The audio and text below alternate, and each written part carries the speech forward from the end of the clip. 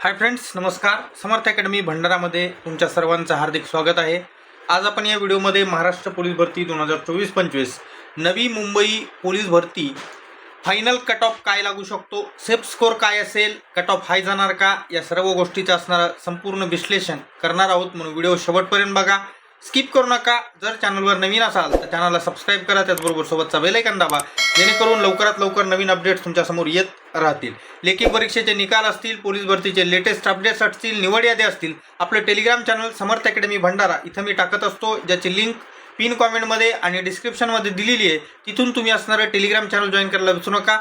जसंही नवी मुंबईचे लेखी परीक्षेचे गुण येतील, एक्झॅक्ट कट ऑफचा व्हिडिओ पण मी घेऊन येईन. त्यासाठी टेलिग्राम चॅनलवर जॉईन करायला विसरू नका. चला व्हिडिओला सुरुवात करूयात. तर बघा, हा काल झालेला म्हणजेच 29 मार्च 2026 रोजी झालेला हा नवी मुंबई पोलीस भरतीचा पेपर आहे. एकंदरीत जर पेपरकडे पाहिलं तुम्ही तर या पेपरकडे पाहून असं वाटतंय की इझी टू मॉडरेट लेवलचा असणारा प्रश्न याच्यामध्ये तुम्हाला पाहिला होते. म्हणजे खूप अवघड पेपर होता आणि जिथं 80-85 वाला स्टॉपर असेल असं अजिबात होणार नाही. इथं 90च्या पुढे असणारे मुलांना मार्क मिळतील. भरपूर साऱ्या मुलांना 90+ असणारे मार्क तुम्हाला पाहायला मिळतील. याच्यामध्ये लगभग असणारे 7 ते 10च्या दरम्यान 7 ते 10च्या दरम्यान थोडीशी डिफिकल्टी लेवल क्वेश्चनची असणारी या 7 ते 10 प्रश्नामध्ये जास्त होती. बाकी लगभग असणारे ज्या मुलांनी वर्षभर अभ्यास केलेला आहे अशा मुलांसाठी हा पेपर इझी गेलेला आहे. अशा मुलांना 90+ मार्क मिळतील. काही लोकांना वाटेल की सर पेपर सोपा होता, गणित सोडवण्यात पण वेळ गेला. वेळ गेला जरी असेल तरी पण इतका असणारं टफ गणित ह्याच्यामध्ये विचारलेलं नव्हतं. जसं आता एक कॅल्क्युलेशन ज्यांना समजा वर्षभर मेहनत केलेली आहे अशा लोकांसाठी हे प्रश्न अवघड नव्हते, किंवा हे 32 ते 78 पर्यंतच्या समसंख्याची बेरीज, किंवा हा घातांकाचा प्रश्न असेल, किंवा हे या ठिकाणी अपूर्णांकाचा प्रश्न असेल, किंवा सरासरी असेल, किंवा नफा तोटा असेल, याच्यामध्ये सर्व असणारे जे ओव्हरऑल जे त्या ठिकाणी सब्जेक्टमधले जे टॉपिक असतात ते टॉपिक यांनी कव्हर करण्याचा प्रयत्न केला. म्हणजे एकाच टॉपिकवरचे 5-6 प्रश्न आहेत असं इथं झालेलं नाही. आणि त्याच्यामुळं त्या ठिकाणी विद्यार्थ्यांना थोडासा टफ काही विद्यार्थ्यांना गेला असेल ज्यांनी अभ्यासच नाही केला.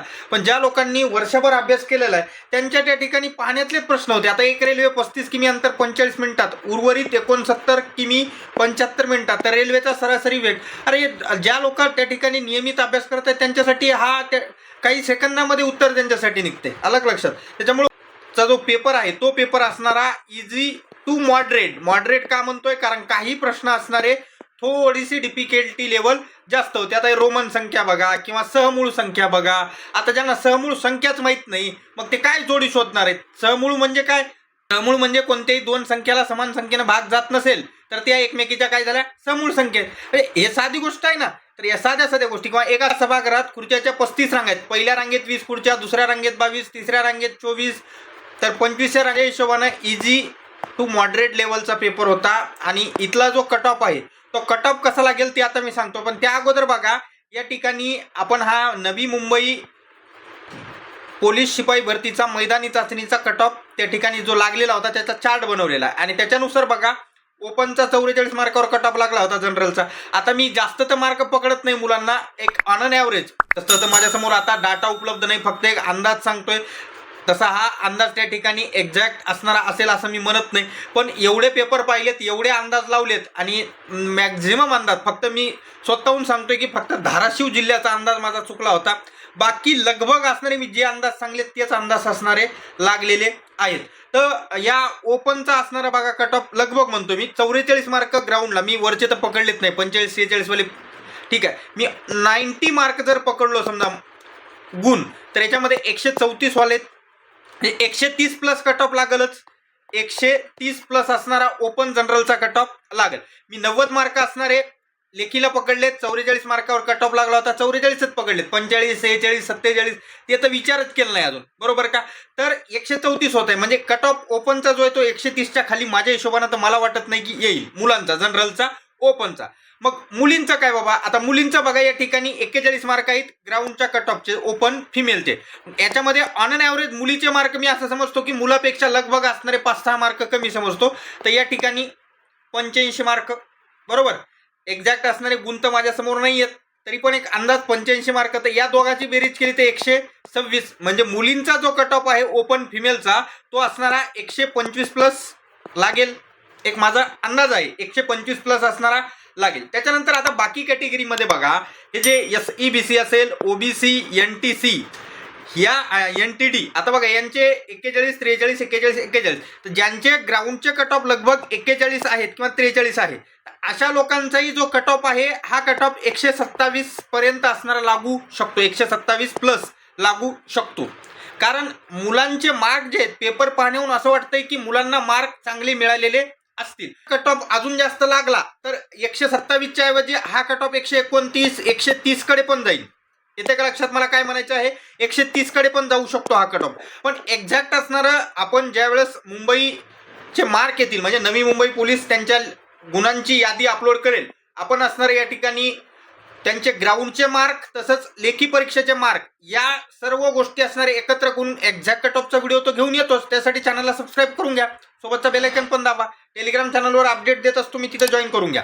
आता हे जे बाकी कॅटेगरी आहे, जसं आता हे NTB असेल किंवा त्याचबरोबर SC असेल, त्याचबरोबर SBC असेल किंवा EWS असेल, तर आता याच्यामध्ये बघा SC आणि SBC या दोन कॅटेगरी आहेत. यांचा ग्राउंडचा कट ऑफ थोडासा कमी होता, म्हणजे 40च्या खाली होता. तर या SBC मध्ये आपण 36 प्लस लगभग असणारे त्या ठिकाणी 88 जरी मार्क धरले तर यामध्ये यांचा जो कट ऑफ आहे तो 124 प्लस असेल. याचा अर्थ 36च ग्राउंडवाले लागतील का, 40वाले नाही लागतील का? असू शकतात, 40वाले पण आहेत ना.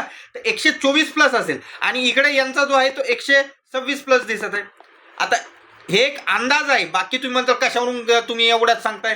आता एक पेपर पाहिलेला आहे, त्या पेपरवरून आणि त्याचबरोबर इथला जो मैदानी चाचणीचा कट ऑफ जो तुम्हाला दाखवत आहे त्याच्यावर मी या गोष्टी तुम्हाला सांगत आहे. त्याचबरोबर VJA कॅटेगरी यांचा असेल, NTच्या सर्व कॅटेगरी तर 127-28 प्लसच लागणार, 127-28 प्लस.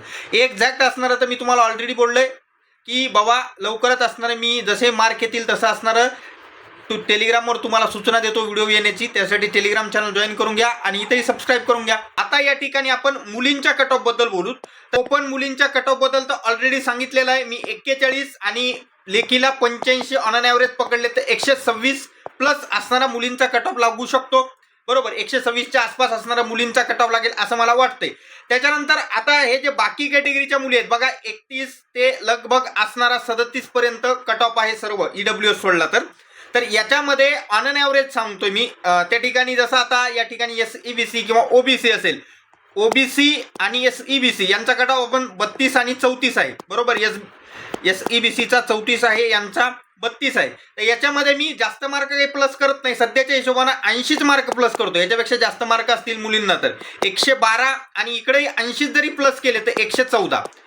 म्हणजे ज्या मुलींना या ठिकाणी 110 प्लस मार्क आहेत सध्याच्या घडला, त्यांनी सध्याच्या स्थितीमध्ये होप ठेवा.